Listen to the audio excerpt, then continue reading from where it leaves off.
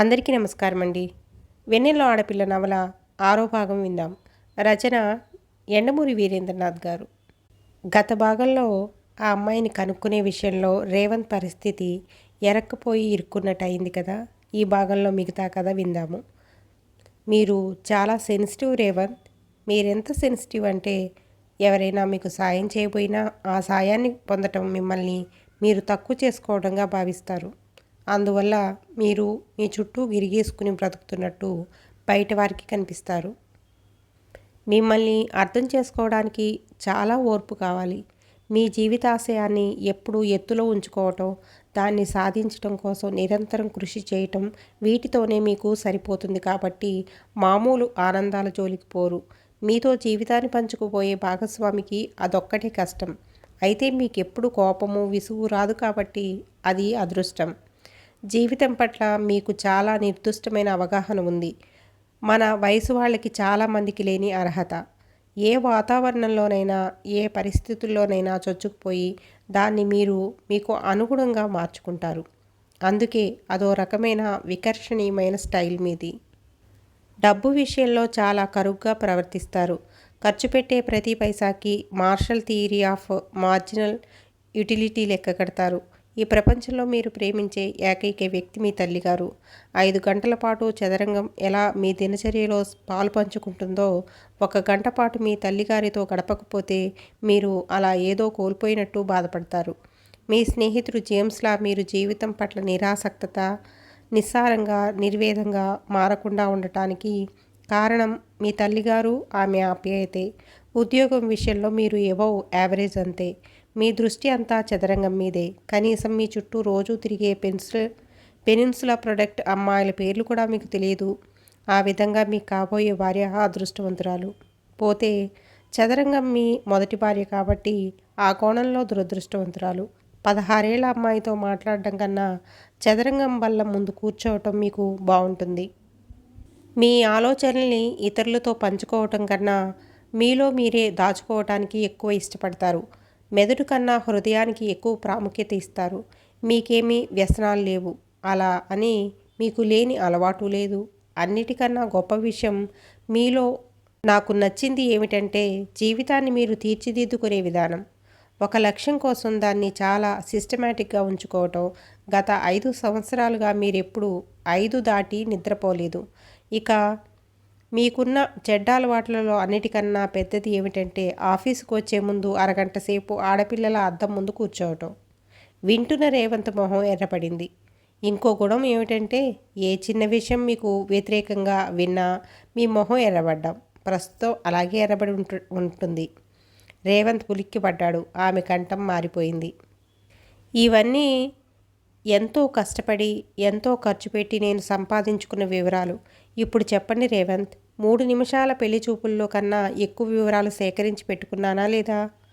రేవంత్ మాట్లాడలేదు. ఏదో అద్భుతమైన దృశ్యాన్ని చూస్తున్నట్టు, ఒక వినూత్నమైన విషయాన్ని వింటున్నట్టు స్తబ్దంగా ఉండిపోయాడు. అసలు ఇదంతా ఎలా సాధ్యమైందో అతడికి అర్థం కావటం లేదు. చెప్పండి రేవంత్, నేను ఇలా మిమ్మల్ని ఎన్నుకోవడంలో తప్పులేదని, మీకు ఫోన్ చేయటం స్త్రీ సహజమైన సరిహద్దుల్ని అతిక్రమించలేదని చెప్పండి. మీరు మౌనంగా ఉంటే మీకు స్నేహితురాలు కాబోయే అమ్మాయి ఇంతలా తెగించటం మీకు ఇష్టం లేదని నేను భావించవలసి ఉంటుంది. ఆమె మాటల్ని మధ్యలో ఖండిస్తూ లేదు లేదు అన్నాడు రేవంత్. నేనింకా షాక్ నుండి తేరుకోలేదు. అసలు నాకు నమ్మశక్యం కాకుండా ఉంది. ఇదంతా మీరెలా కనుగొన్నారు? ఆ విషయం ఇక వదిలిపెట్టేద్దాం. నేను అడిగిన దానికి చెప్పండి.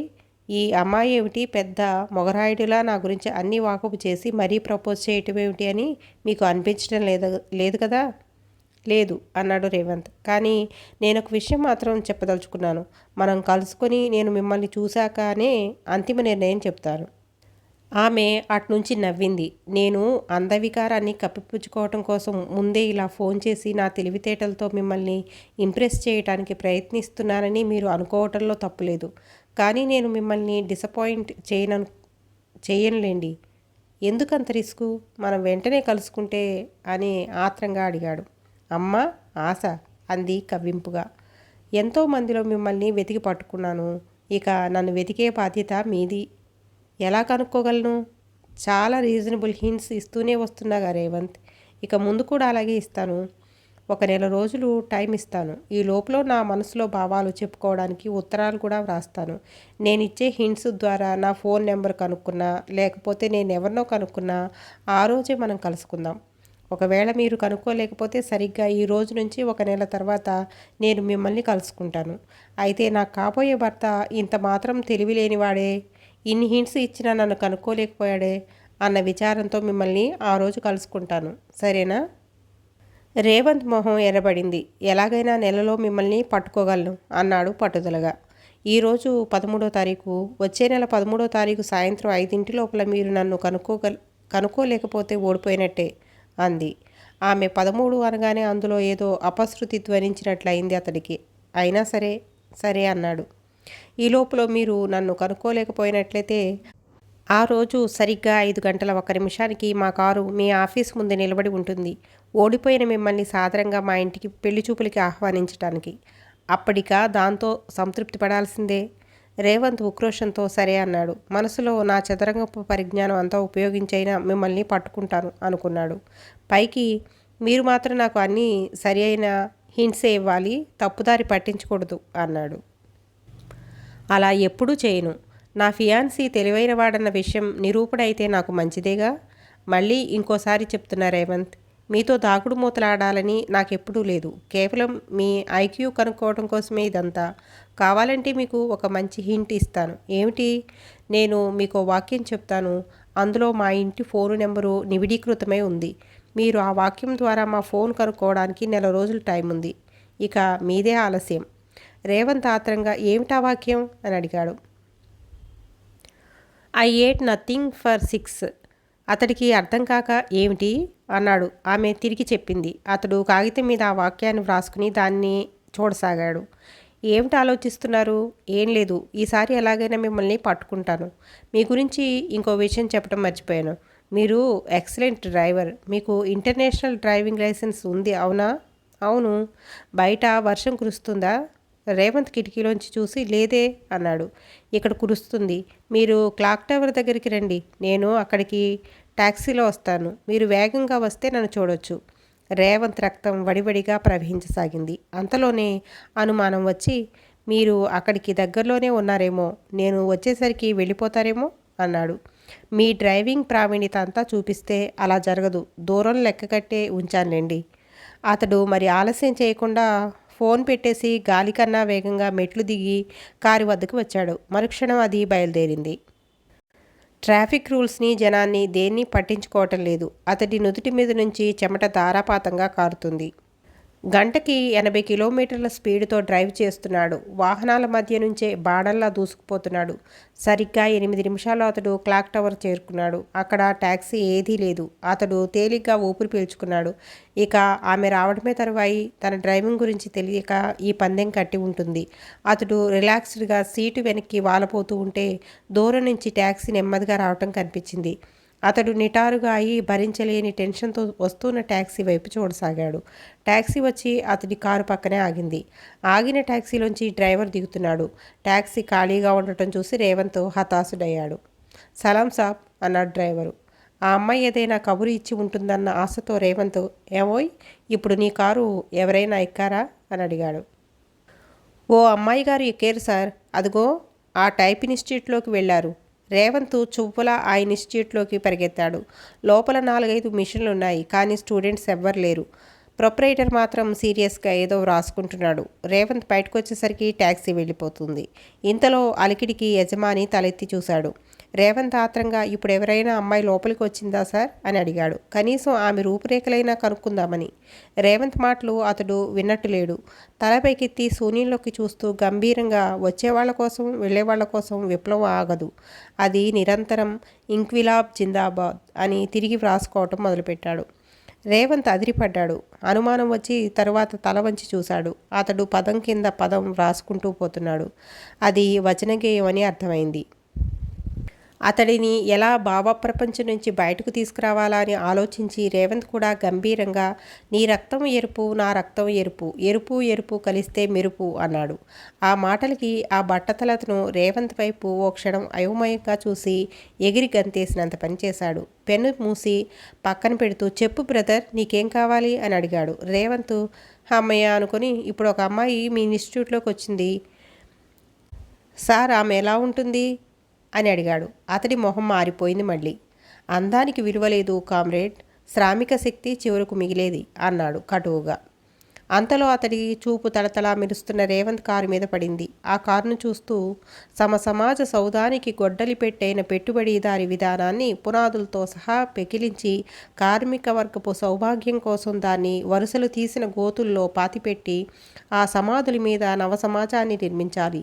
పీడిత ప్రజల దాహానికి బూర్జువా రక్తపు ద్రాక్షసారా నీరును కర్షకుల స్వేదంతో తడిసిన క్షేత్రంలో చల్లి ఈ వేళ్ళు నాగళ్ళుగా దున్ని అన్నార్తుల ఆకలికి ఆశలహారాన్ని పండింపజేసే రోజు తొందరలోనే వస్తుంది కామ్రేడ్ అన్నాడు. అవును వస్తుంది అన్నాడు రేవంత్ 10 లంకణాలు చేసిన వాళ్ళ. కార్లున్న వాళ్ళు కాలినడక ప్రయాణం చేసే ఆ రోజు కోసం పదండి ముందుకు. రేవంత్కి లింకు దొరికినట్లయింది. నా కారు చూసి అనుమానపడకు కామ్రేడ్, మాది బెజవాడ. మా ఊళ్ళో సమాజం కోరే చాలామందికి ఇలాంటి కొత్త కార్లున్నాయి అని అతడిని మెప్పించటం కోసం కారుకి మధ్య బేకారుగా తిరిగే సామాన్యుడా నీకు జోహారు అన్నాడు. కీర్తి కోసం పేదవాళ్ళని పొగిడే కవిలా దాంతో అతడి మొహం విప్పారింది. చెప్పు బ్రదర్, నీకేం కావాలి అని అడిగాడు.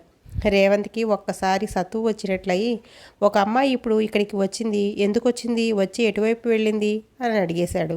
అవును వచ్చింది, ఏం చెప్పకుండా గిర్రున తిరిగి వెళ్ళిపోయింది, ఎందుకు వచ్చిందో తెలీదు. తనని ఫూల్ చేయటానికే ఆమె అలా అక్కడికి వచ్చి వెళ్ళిపోయిందని రేవంత్కి అర్థమైంది. కనీసం ఆ ట్యాక్సీ వాడిని అడిగినా ఆమె ఎక్కడికి వెళ్ళిందో చెప్పేవాడు. ఇప్పుడు అంతా అయిపోయిన తర్వాత లాభం ఏమిటనుకొని, మీరు ఆ అమ్మాయిని చూసారా అని అడిగాడు. చూశాను. రేవంత్ రక్తం వడివడిగా ప్రవహించసాగింది. టేబుల్ మీద చేతులు ఆంచి ఆత్రంగా ముందుకు వంగి, ఆమె ఎలా ఉంటుందో కాస్త ఉన్నతున్నట్లుగా వర్ణించండి కామ్రేడ్ అన్నాడు. అతడు మౌనం వహించి తన ప్రపంచంలోకి వెళ్ళిపోయి కొంచెం సేపటికి ఉన్నట్లుండి కళ్ళ నీళ్లు పెట్టుకున్నాడు. రేవంత్ కంగారు పడ్డాడు. కానీ అంతలోనే అతను సర్దుకొని, ఆ రోజులు మళ్ళీ రావు అన్నాడు. ఏ రోజులు? మా ఆవిడతో కలిసి ఉన్న రోజులు. ఇప్పుడు లేదా ఆవిడ? ఎదురింటి దర్జీవాడితో లేచిపోయింది. అప్పటినుంచి నేను మార్క్సిజానికి అంకితమయ్యాను. అప్పటి వరకు సామాజిక స్పృహ, ఆకలి ఈ రెండే విప్లవాన్ని సృష్టిస్తాయనుకున్నాడు రేవంత్.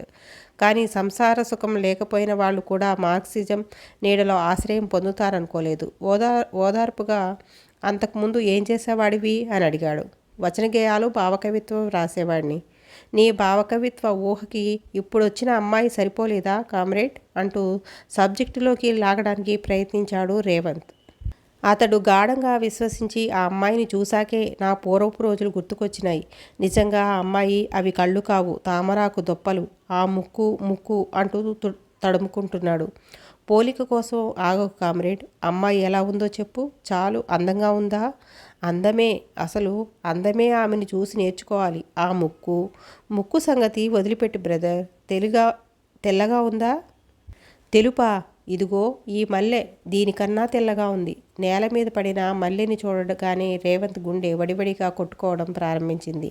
దాన్ని జాగ్రత్తగా అందుకొని భద్రంగా దాచుకున్నాడు. ఆమె జడ నుంచి జారిన మల్లె అందుకుంటూ, ఆ అమ్మాయి ఇంకా ఎలా ఉంది అని అడిగాడు. బంగారు బొమ్మ కామ్రేడ్. పోతే నా నోటి నుంచి బంగారం అన్న పదం వచ్చినందుకు క్షమించు.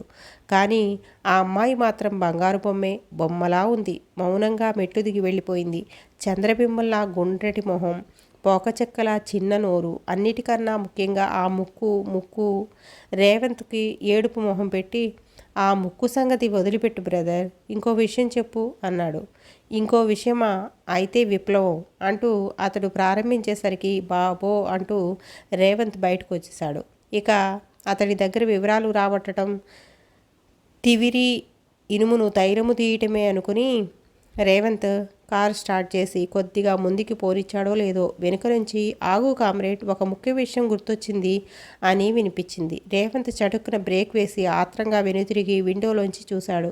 అతడు పరిగెత్తుకుంటూ దగ్గరకు వచ్చి రొప్పుతూ అన్నాడు, కామ్రేడ్, ఆ పోలిక ఏమిటి అని కొట్టుకు చస్తున్నాను, గుర్తొచ్చింది, ముక్కు సంపెంగ అన్నాడు. మిగతా కథ వచ్చే భాగంలో విందాం.